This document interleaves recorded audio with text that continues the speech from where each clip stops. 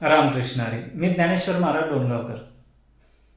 जेव्हा विरोधासाठी धर्माच्या समोर येऊन उभा ठाकतो तेव्हा त्याला धर्मसंकट मानलं जातं समोरच्यासाठी. आणि त्या साक्ष आहे की अशा धर्मसंकटाच्या वेळी हिंदू हा मूकदर्शक बनून राहिला. तो व्यक्त झाला नाही, त्यांनी चर्चा केली नाही, तो बोलला नाही.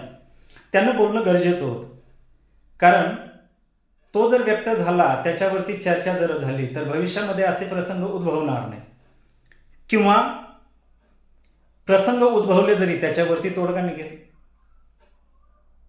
शंकराचार्य अविमुक्तेश्वरानंद गिरीजी महाराज यांच्या स्नानाच्या बाबतीत प्रशासनाचा आणि त्यांचा टकराव सगळ्यांनी तो पाहिलेला आहे.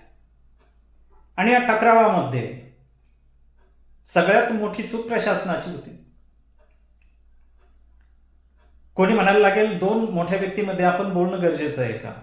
तर त्यांना मी एवढंच सांगेल, घरामध्ये सुद्धा आईवडिलांचे वाद होतात, दोघेही मोठे असतात, आपण लहान असतो.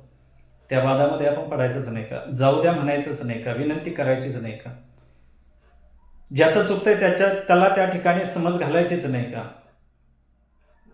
घरामध्ये वाद जर झाला तर घर अस्वस्थ होतं हे माहीत असूनही आपण शांत बसायचं का?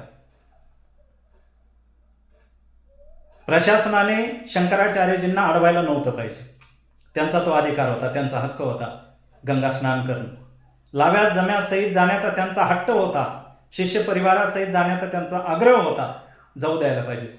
जास्तची कुमक त्या ठिकाणी बोलवून त्यांचं स्नान करून देणं हे कर्तव्य होतं. उद्या कोणी म्हणायला लागेल जनतेचा विषय येतो. उद्या मी जरी त्या ठिकाणी आंघोळीला गेलो किंवा माझ्यासारखे असंख्य त्या ठिकाणी साधारण माणसं आंघोळीसाठी असले आणि शंकराचार्यजींच्या स्नानाच्या मुळे, गंगा स्नानामुळे आम्हाला असुविधा होत असेल तर मी हसत हसत मान्य करेल. थोड्या वेळाची होईना ती असुविधा मी मान्य करेल. त्यांचा तो अधिकार आहे, त्यांचा तो हक्क आहे आणि विषय मिटला असता जागच्या जागी याच्यामध्ये. पण ज्या वेळामध्ये हाच विषय योगी आदित्यनाथजी यांच्यासमोर जातो तर त्या वेळामध्ये योगी आदित्यनाथजी यांनी वास्तविक पाहता माफी मागितली असती तर काही वावगं नव्हतं. कारण योगी आदित्यनाथजी सध्या ज्या वेळामध्ये आहेत ते जनतेचे सेवक आहेत, प्रशासनाचे प्रमुख आहेत, जनप्रतिनिधी आहेत, मुख्यमंत्री आहेत. आणि धर्माचार्य किंवा धर्माचे जे प्रमुख आहेत शंकराचार्यजी, त्यांच्यासमोर त्यांनी माफी मागितली असती तर त्यांचे मोठेपण त्या ठिकाणी समोर आलं असतं, त्यांच्याविषयी त्यांना कोणी छोटं म्हणलं नसतं.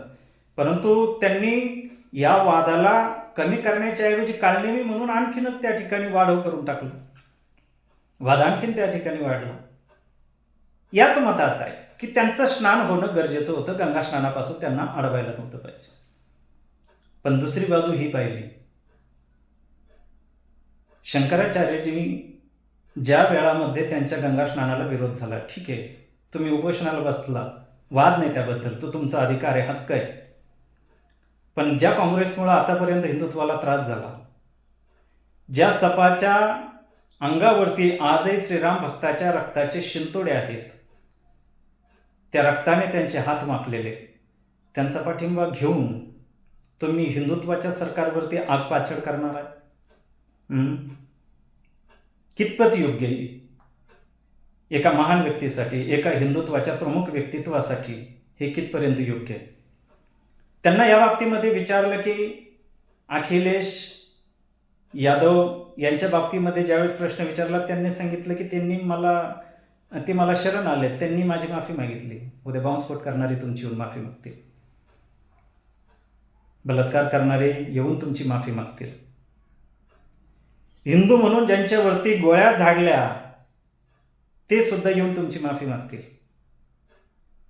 माफ करशाल? जरूर विचार करणी गोष्ट आहे. याच्यामध्ये एकाचं जर चुकले तर दुसऱ्याचं सुद्धा बरोबर नाही. जय श्रीराम. जरूर कळवा आपली मतं.